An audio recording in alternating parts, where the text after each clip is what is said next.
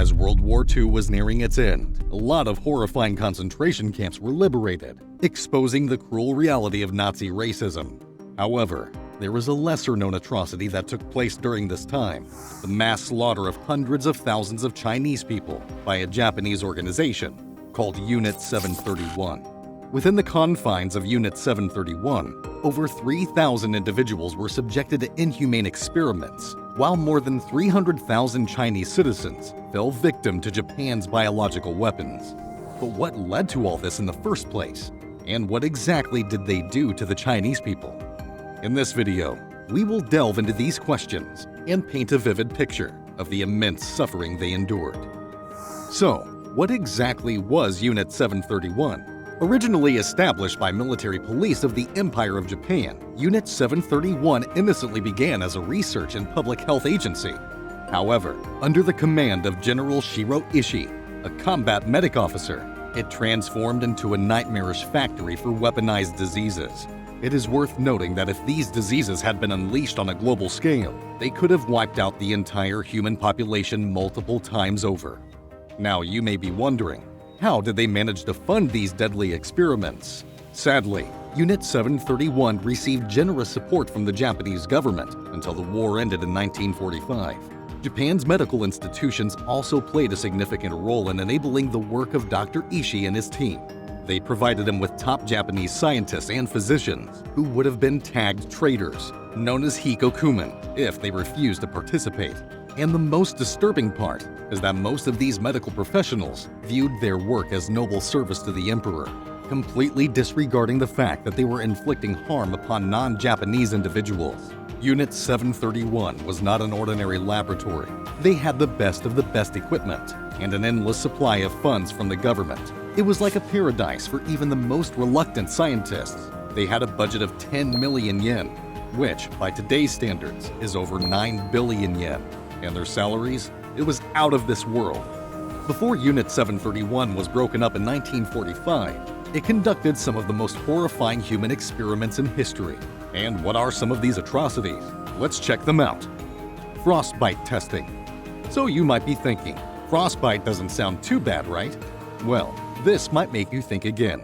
Yoshimura Hisato, a physiologist assigned to Unit 731, had a particular interest in hypothermia.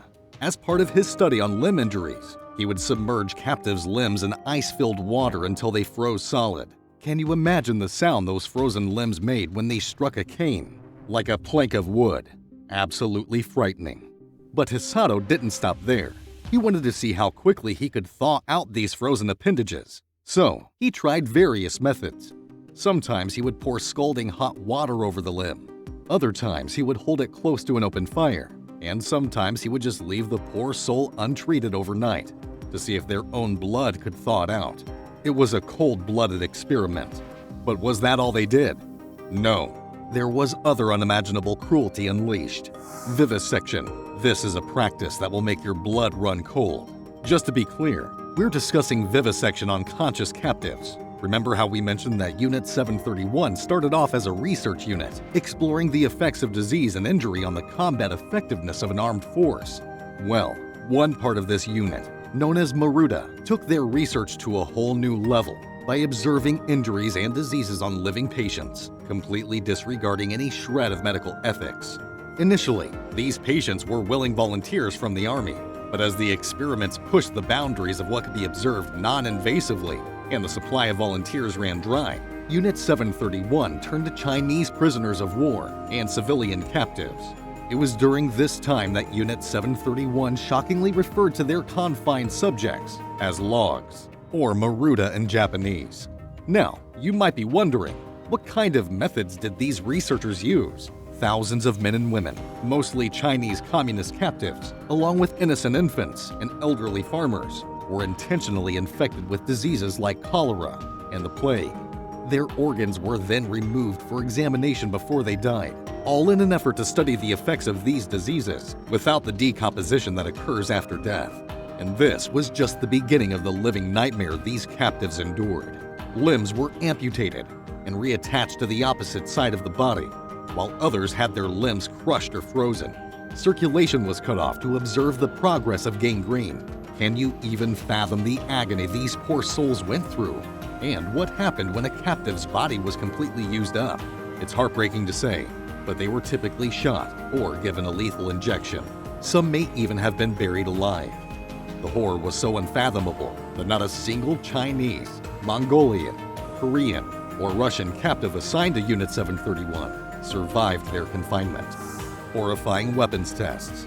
To understand the true impact of their weapon arsenal, Unit 731 herded captives together on a firing range and subjected them to a barrage of Japanese weapons, from the Nambu 8mm pistol to bolt-action rifles, machine guns, and grenades. No weapon was spared in this macabre display. But what was the purpose behind this madness? The aim was to study wound patterns and penetration depths. The bodies of the dead and dying inmates became the canvas for this twisted experiment. The comparison of the gruesome results would provide valuable insights. This was not the end. What other weapons did they test? Bayonets, swords, and knives were also subjected to similar studies. However, the victims were usually bound for these tests. To further push the boundaries of cruelty, flamethrowers were tested on both covered and exposed skin.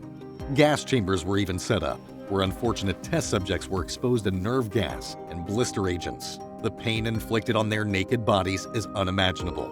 Another experiment was devised to push the boundaries of human suffering.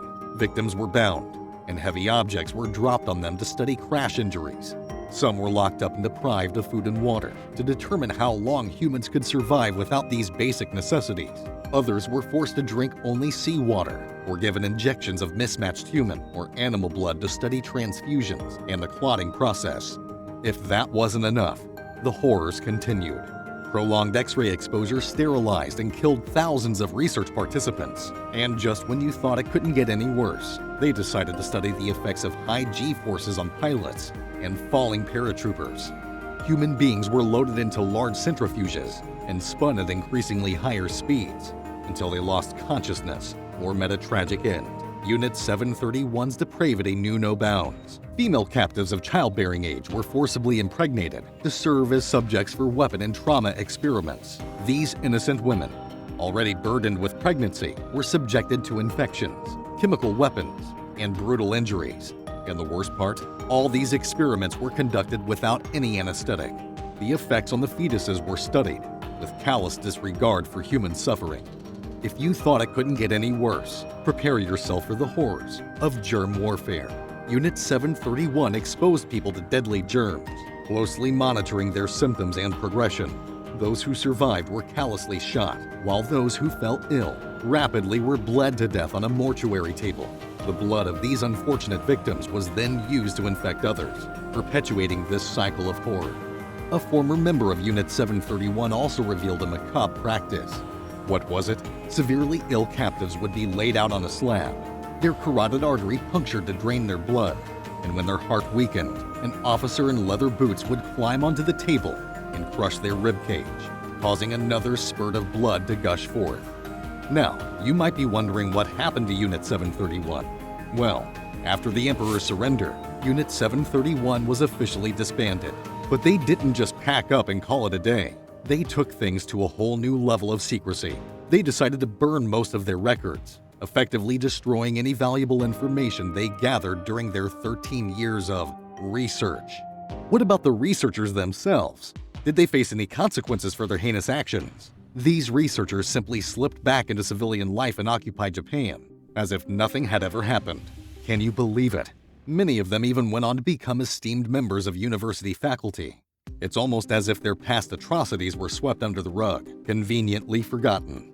What do you think about this cruel part of history? Share your thoughts in the comment section.